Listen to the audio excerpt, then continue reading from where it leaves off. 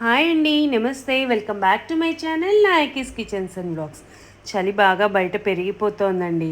So ఇలాంటి టైంలో మనకి వేడివేడిగా ఏమైనా తినాలి అనిపించినప్పుడు గుర్తొచ్చేది బజ్జీలు.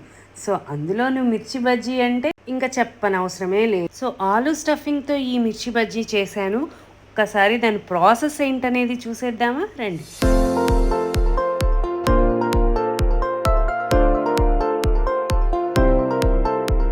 Please like, share and subscribe to Nike's Kitchen for more videos.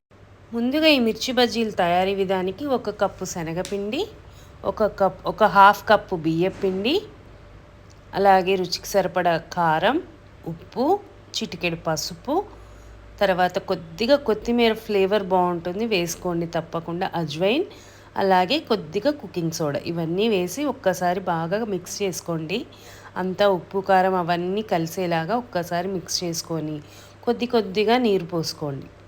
ఒకేసారి వాటర్ పోసుకోకండి, కొద్దిగా పోసుకొని కొద్దిగా ఈ కన్సిస్టెన్సీ వచ్చేలాగా, బజ్జీ కన్సిస్టెన్సీ వచ్చేలాగా కలుపుకోండి.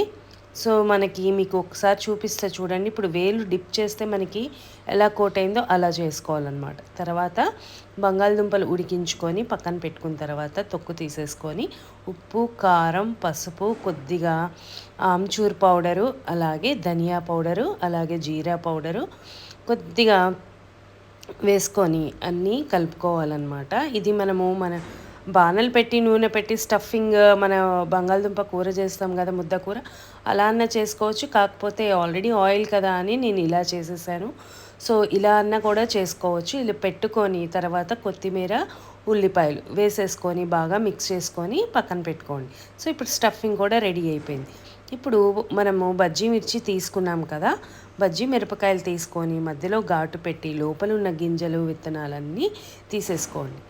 నేను ఇవి పొడుగ్గా ఉన్నాయి, పిల్లలు మొత్తం తినలేరు అని చెప్పి ఈజీగా ఉండడం కోసం కొద్దిగా చిన్నవి కూడా కట్ చేశాను. సో అవి హాఫ్గా కట్ చేసుకొని నైఫ్తో లోపల ఉన్న గింజలన్నీ అలా రౌండ్గా కట్ చేసేసుకొని పక్కన పెట్టుకున్నాను. ఇప్పుడు లోపల మిర్చిలో మనం చేసి పెట్టుకున్న ఆలు స్టఫింగ్ ఉంది కదా, అది మొత్తం ఫిల్ చేసేసేయండి నేను చూపించిన విధంగా. సో ఈ పొడుగ్గా ఉన్న వాటిల్లో కూడా మధ్యలో కట్ చేశాను కాబట్టి అది కూడా ఈ స్టఫింగ్ అంతా అన్ని మిర్చీలకి లోపల చక్కగా ఫుల్గా నీట్గా ఎక్కడ గ్యాప్స్ లేకుండా ఫిల్ చేసేసుకొని అలా పక్కన పెట్టేసుకోండి. చూసారా, నేను ఫస్ట్ కొన్నే చేసి చూపిస్తున్నాను మీకు. సో ఇలా అంతా స్టఫింగ్ అంతా బయటికి రాకుండా ఫుల్గా కవర్ చేసేసుకోండి.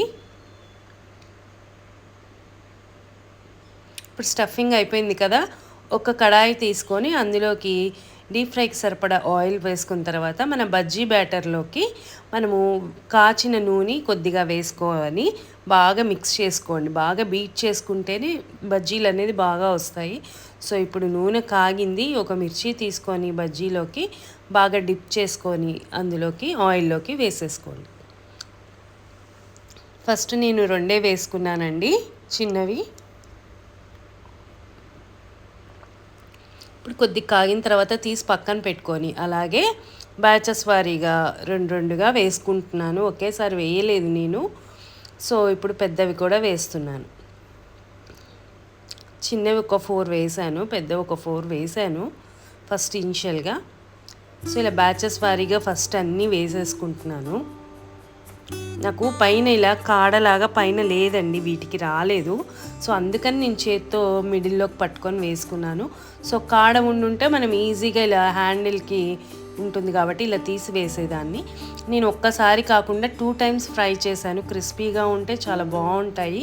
లోపల స్టఫింగ్ ఉంది కదా, అందుకని ఒక్కసారి కొద్దిగా వేగిన తర్వాత తీసి పక్కన పెట్టుకొని అన్నీ మళ్ళీ రెండోసారి కూడా ఆయిల్లో ఫ్రై చేసుకున్నాను అనమాట.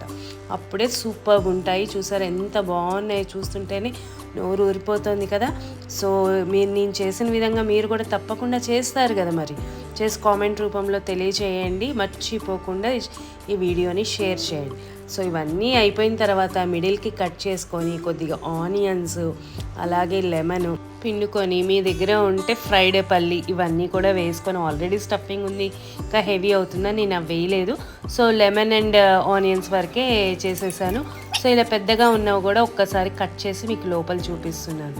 సో ఇంతేనండి, మన ఆలు స్టఫింగ్ మిర్చి బజ్జీ రెడీ అయిపోయింది. ఇంకా వేడి వేడిగా లొట్టలేసుకుంటూ తినేయడమే. ఎన్ని తింటామో కూడా. సో రెసిపీ నచ్చే ఉంటుంది అనుకున్నాను. నచ్చితే మాత్రం please like, share and subscribe. Thanks for watching.